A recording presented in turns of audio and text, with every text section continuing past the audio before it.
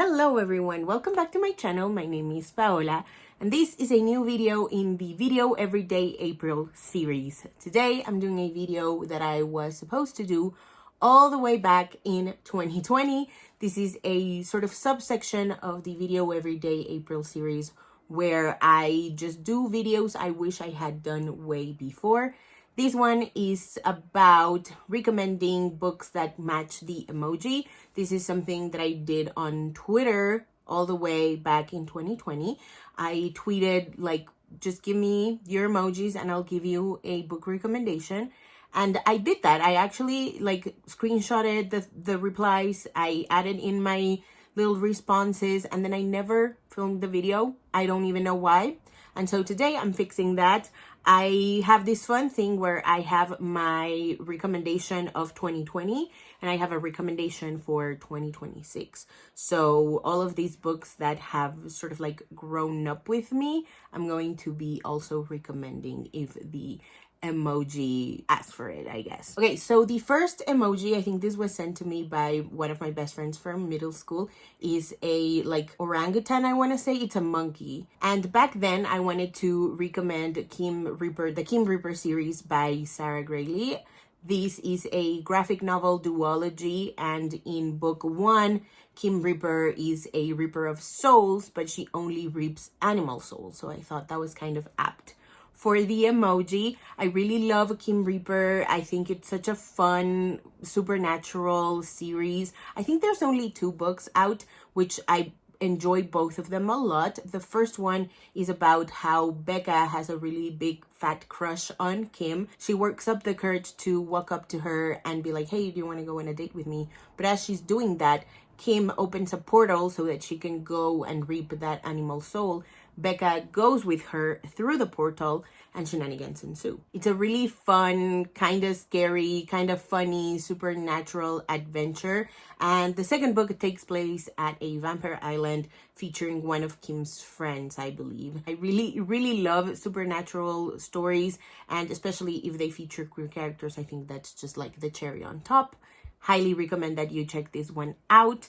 Now, I would probably recommend Saving Chupi by Amparo Ortiz. I don't know that this completely fits because there are no orangutans in the graphic novel, but it is about a chupacabra. So basically, this kid, I think her name is Violeta, moves to her grandmother's house. She sees a chupacabra and now her and her friends are sort of in charge of like taking care of it and just saving it from like international monster smuggling organizations and the government. It's a really fun graphic novel as well. I really love that we have those 2 graphic novels to recommend, Kim Reaper and Saving Chupi. So yeah, check both of these graphic novels out. They're both really fun, supernatural. Next up, we have the flower emoji. I don't remember who submitted that. I'll put the little screenshot here so that everybody, sees who sent it. Maybe you're watching this video right now. Shout out to you. Thank you for responding to this prompt. Sorry for not delivering with the video in time. And back then, I wanted to recommend Wild Beauty by Anna Mary McLemore because it's set at La Pradera. And it's about, I think it's 5 cousins who are all in love with one girl. And they all work at La Pradera. They are in charge of like taking care of the flowers, the gardens. It's a really beautiful place to be. But there's like darkness underneath it all. It's YA magical realism. It's so high stakes. This was my first Anna Mary McLemore book, I think. And it really like set the tone for how much I would love their upcoming novels. So that was my 2020 recommendation. My 2026 recommendation would be Ophelia After All by the one and only Raquel Marie, because Ophelia is a florist, as you can probably tell from the cover. This is a coming of age / coming out story about a girl whose name is Ophelia. She's a little nosy and she's kind of boy crazy at the beginning of the novel. And then she starts developing a sort of attraction for a girl. And it all goes on from there. It features an ensemble cast. I think that is one of Raquel Marie's strengths as a writer. And I really love the queerness in this one. I love the self-exploration of it all. and the messiness of it all. I really, really enjoy how truthful this felt. The next emoji is the little sparkly thing. I'll call it like the magic emoji. And back then, I would have recommended Every Heart a Doorway by Shannon Maguire because it's like dark but also hopeful. This is the first installment in the Wayward Children series, and it's a murder mystery YA set at a boarding school where kids who had been to magical lands return, struggle to cope, and so their parents send them to this boarding school so that they can get sort of group therapy there and stuff. It's a really fun, very diverse book. I believe the main character is on the A spectrum. My 2026 recommendation would be Dark and Deepest Red by Anna Mary McLemore once again. I would say it's the same reason because it's both dark and hopeful.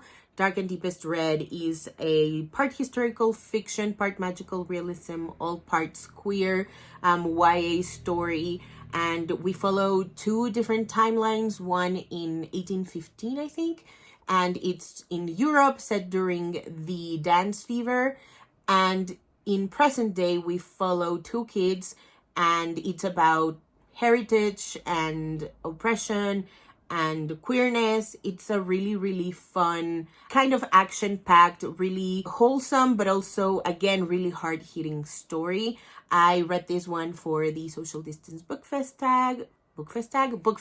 The next emoji is the mind-blown emoji. In 2020, I would have recommended, or I wanted to recommend American Born Chinese by Jean Luen Yang because of all the intertwining storylines. We have 3 of them. One of them follows the Monkey King, which I am now reading the Wikipedia page, and it says it is a character from the classic 16th century Chinese novel Journey to the West. The second storyline follows Jin, who is the son of 2 Chinese immigrants, and how he struggles to fit in. He really struggles with his own Chinese identity and how that sort of others him and ostracizes him from his classmates. And there's a third storyline where we follow Danny, a 16-year-old boy, and his Chinese cousin, whose name I don't know if I'm allowed to say, so I'm just gonna omit that from this video. But he's supposed to be like a caricature of an Asian character, very popular in American media back in the day. And these 3 storylines are seemingly separate, and you'll see how they intertwine as the book goes along. This book is so clever. This is also a graphic novel. I really love the adaptation. That was my 2020 recommendation. My 2026 recommendation is The Marrow Thieves by Cherie de Maline, because I feel like you think you've read really great dystopians, and no, you have not. Because The Marrow Thieves by Cherie de Maline will blow your mind to bits. This is a sort of post-apocalyptic, semi-near future dystopian where the world has stopped dreaming, except for Indigenous people. And so non-Indigenous people, mostly white people in the story, are persecuting them and trying to see if they can extract their marrow because that's where they think the dreams live. This book is so good. The sequel, Hunting by Stars, is just equally as good, if not even better. I feel like it expands on the themes of The Marrow Thieves, and it's just truly mind-blowing. It's so honest, very raw, very visceral. I just really love the characters here. It's got the found family seasoning in it, which I also love. I love that it's about running away and running towards a safer space. It's just so incredible. Again, you think you've read good dystopians, just wait until you read The Marrow Thieves. On that same note, I would also recommend Immaculate Conception by Ling Huang. I read this one last year with my friend Adri, Perpetual Pages, link in the description below for their channel. I really love their stuff. Anyway, Immaculate Conception is this dystopian adjacent story about AI and how it affects the arts and the creative space, especially when we turn it into a competition, something a lot more industry based. It's a really fucked up horror story. It's kind of insidious in its horror aspects. I feel like you're like, where's the horror? And then you think about it and you're like, holy shit, that's horrific. I hope that makes sense. I really love this book. Shout out to Adri for hosting the buddy read. The next emoji is the drop of blood. And back then, I would have recommended Tiny Pretty Things by Daniel Clayton and Sonachari Potra. This is a sort of dark academia featuring ballet dancers at a really prestigious dance school in New York. And I really wanted to recommend this book because it's ballet, it's dark, kind of twisted, and there's an incident involving blood. I really love this book with my whole heart. If you want to read something that's about how much you want something and how far you're willing to go for that something, I think this is the perfect book for you. In 2026, however, I would also recommend Juniper and Thorn by the incredible Ava Reid. This also involves ballet in a way. It's also really intense. It also involves blood.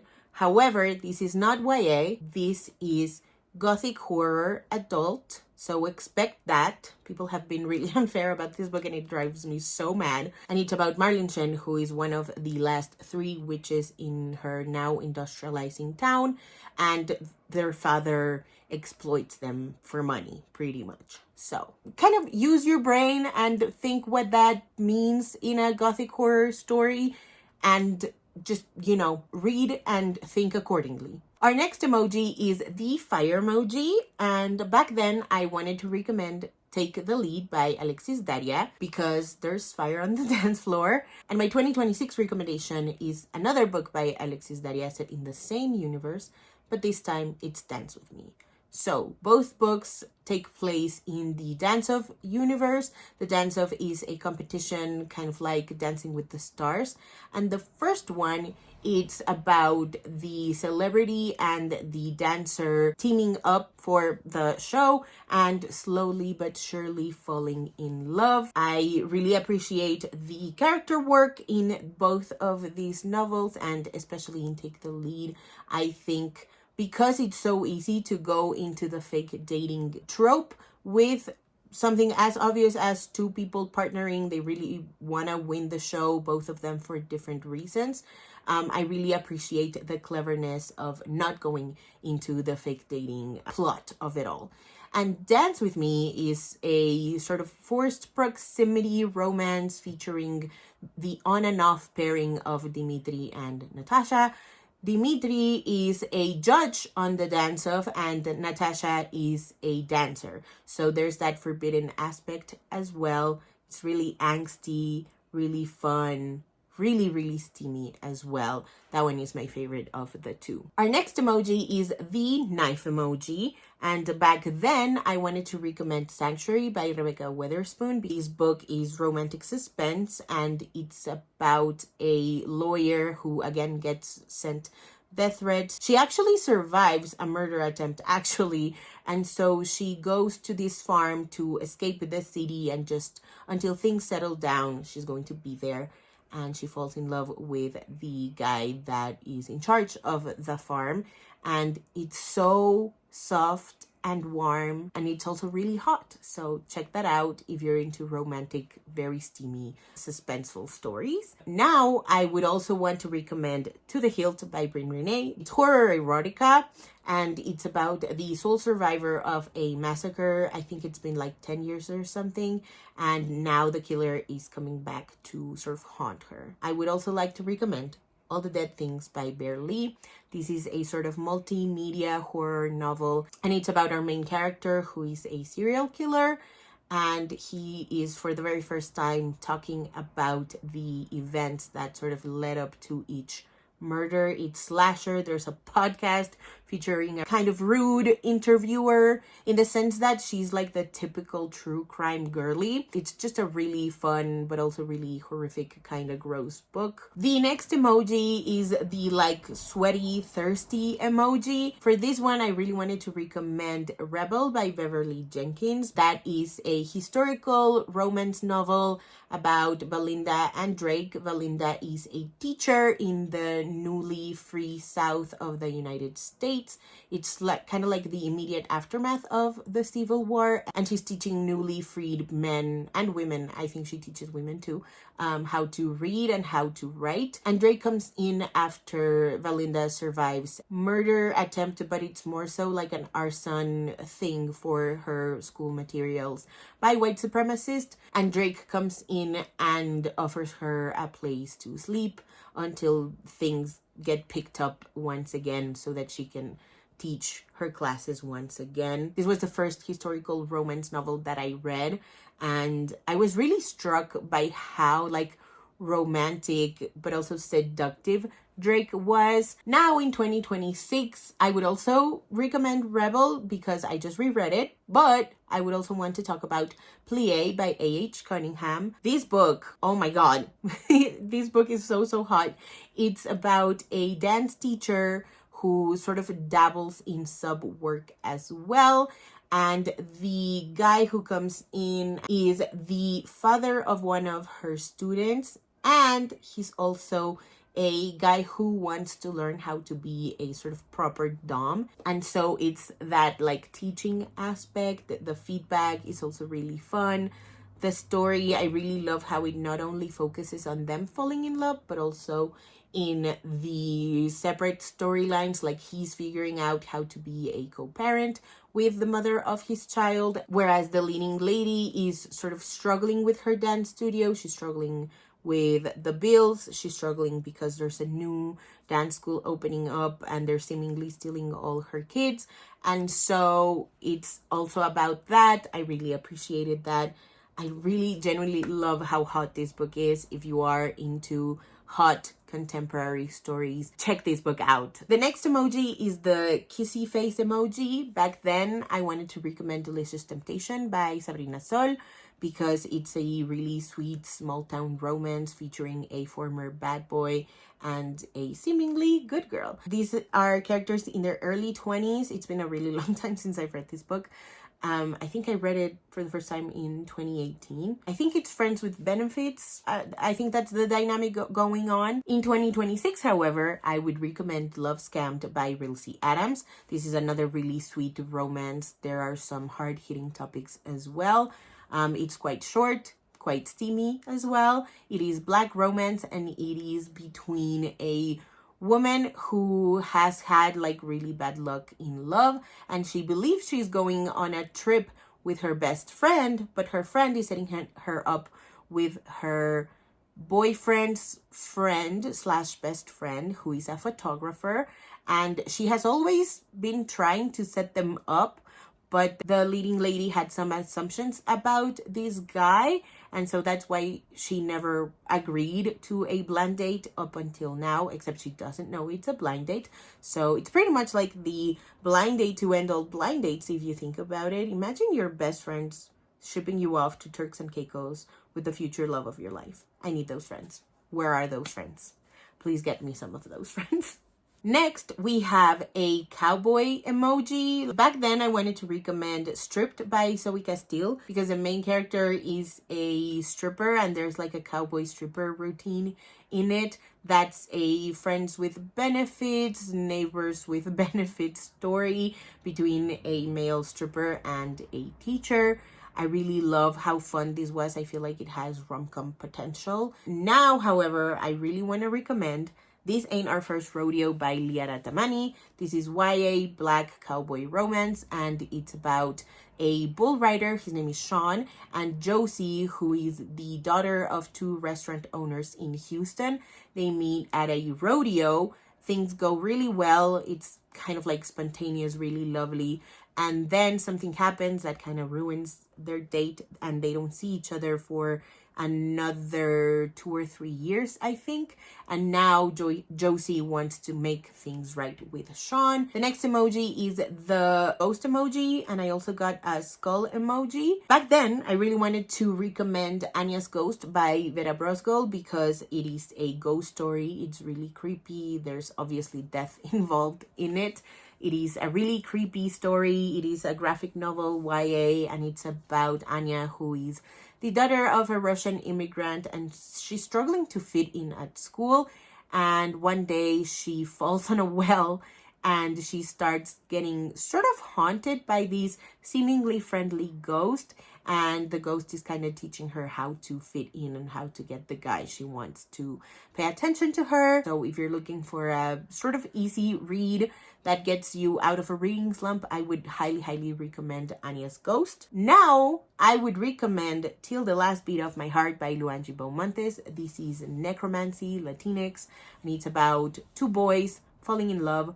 One of them is the son of the town's mortician, and his old crush dies, and he unsuspectedly brings him back to life, and now they're racing against the clock to keep him alive once again. It's so tender, it's so creepy as well. I really love that it's set in like New England, Massachusetts. I feel like it ups the creepiness of it all. I really love the cast of characters. I really love the pacing in this book.